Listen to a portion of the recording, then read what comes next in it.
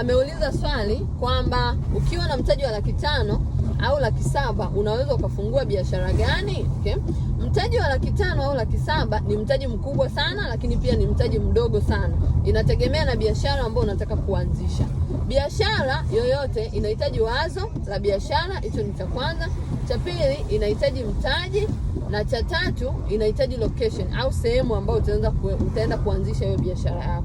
Sasa kama una mtaji wa 500,000 au 700,000 alafu wazo lako la biashara linahitaji labda mtaji mkubwa au sawa, wazo lako la biashara linahitaji mtaji mdogo, lakini je, umeshawaza location, umeshawaza kodi utakayolipa, TRA, makato, umeshawaza mzigo utakaoagiza, mtu utakayemweka na vitu kama hivyo?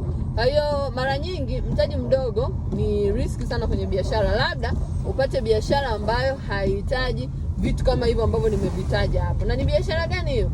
Kama una huo mtaji, unaweza ukachukua 170,000 ukaiweka pembeni, ukaja nikakufundisha biashara ya kufanya ili iweze kukusaidia kuweza kubadilisha maisha yako. Na hii biashara nitakusimamia, amwe coach. Kwa hiyo nitakucoach mpaka pale utakapoweza kufanikiwa na kujiingizia kipato kwenye hiyo biashara.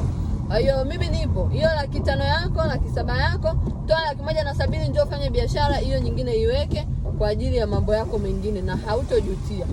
Kwa hiyo usikurupuke kama una mtaji wa 500,000 au 700,000 ukaanza kufanya biashara, mwisho wa siku ukajikuta umeangukia pua na hiyo hela yote imepotea.